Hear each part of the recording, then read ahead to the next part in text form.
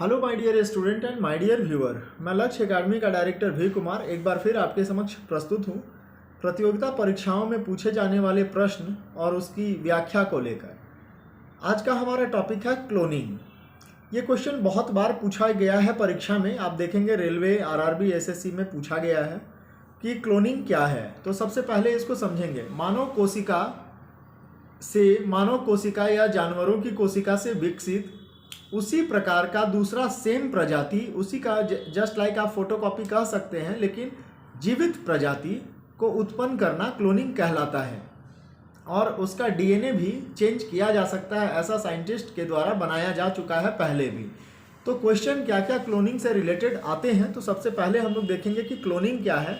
तो क्लोनिंग क्या है? किसी समरूप कोशिका या किसी अन्य जीवित भाग अथवा संपूर्ण जीव को कृत्रिम रूप से उत्पन्न करने की प्रक्रिया को क्लोनिंग कहा जाता है। किसी जंतु की सफलतापूर्वक क्लोनिंग सबसे पहले इयान विल्मट, ये नाम बड़ा इंपॉर्टेंट है, इसको आप याद रखेंगे।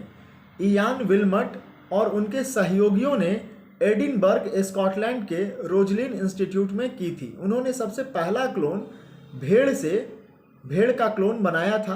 भेड़ का कोशिका से दूसरा भेड़ उसी के जैसा दिखने वाला बनाया था, जिसका नाम उन्होंने डॉली रखा था। ये क्वेश्चन बहुत इंपॉर्टेंट है, क्लोनिंग। तो ये क्वेश्चन में अक्सर पूछा गया है कि सबसे पहला क्लोन किस चीज का तैयार किया गया था, तो आपका जवाब होगा भेड़, और उसका नाम डॉली रखा गया था।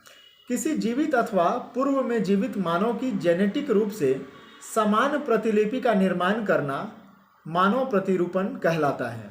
मानव प्रतिरूपण दो प्रकार के होते हैं, उपचारात्मक प्रतिरूपण और प्रजननीय प्रतिरूपण।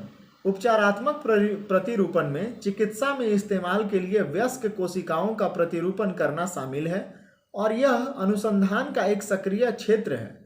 प्रजनन प्रतिरूपण में प्रतिरूपित मानवों का निर्माण शामिल है। एक तीसरे प्रकार का प्रतिरूपण, जिसे प्रतिस्थापन प्रतिरूपण कहते हैं, एक सैद्धांतिक संभावना है जो दोनों प्रतिरूपण के बीच का एक संयोजन होता है। पहला संकरित मानव प्रतिरूपण अमेरिका के सेल टेक्नोलॉजी के द्वारा नवंबर 1998 में 1998 में बनाया गया था।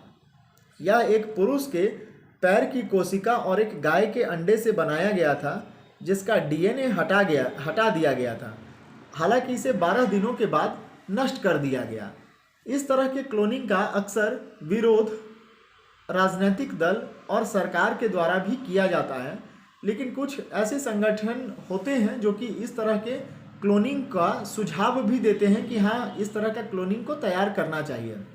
राजनीतिक दल और इन लोगों का मानना यह होता है कि ऐसा जो क्लोनिंग होता है, ऐसा करने से हम लोग प्रकृति के साथ छेड़छाड़ करते हैं। क्योंकि अगर प्रकृति में मान लीजिए कि कोई व्यक्ति है, कोई जानवर है, अगर वह मृत हो गया, वह मर गया, तो मरने के बाद उसका फिर से उसके कोशिकाओं से सेम उसी के तरह दूसरा अगर कोई मतलब उसी के जैसा दिखने वाला सेम हूबहू अगर बना दिया जाए, तो ऐसा करने से प्रकृति के साथ छेड़छाड़ होगी। और अगर वास्तविकता में यह देखा जाएगा, जो भी अमीर लोग होंगे या बड़े लोग होंगे, उनका अगर कोई पुत्र, पिता, अगर कोई किसी का देहांत हो जाता है, तो वो सेम ऐसा ही चाहेंगे कि वैसा दिखने वाला उनके डीएनए से, उनके कोशिकाओं से एक दूसरा हूबहू उस तरह का मानव आकृति तैयार करके रखा जाए। तो ऐसा करने से प्रकृति के साथ छेड़छाड़ बहुत से लोग और सरकारी संस्थाएं और बहुत से राजनीतिक दल ये बात मानते हैं। तो आपका क्या इस बारे में विचार है? क्लोनिंग होना चाहिए या नहीं होना चाहिए? क्लोन बनाना चाहिए या नहीं बनाना चाहिए? आप अपने विचार को इस पर कमेंट करेंगे, देख लेंगे। देखता हूं कि कितने लोग क्लोनिंग के पक्ष में हैं। हालांकि इस पर फिलहाल रोक लगा दी गई है और क्लोनिंग को सभी राजनीतिक दल गैर कानूनी बनाने के लिए प्रयासरत हैं, लेकिन कुछ सामाजिक संगठनों का यह भी कहना है कि क्लोनिंग होना चाहिए। तो क्लोनिंग जो विषय है, यहाँ से क्वेश्चन 2-3 पूछा जाता है कि क्लोनिंग को सबसे पहले किस साइंटिस्ट ने तैयार किया, तो आपका जवाब होगा विल्मट ने। भेड़ से एक भेड़ की कोशिकाओं से एक दूसरा भेड़ तैयार किया था, उसका नाम डॉली रखा था। और इसके बाद फिर गाय के अंडे और मानव के पैर की कोशिकाओं से जो क्लोन तैयार किया गया अमेरिका के द्वारा।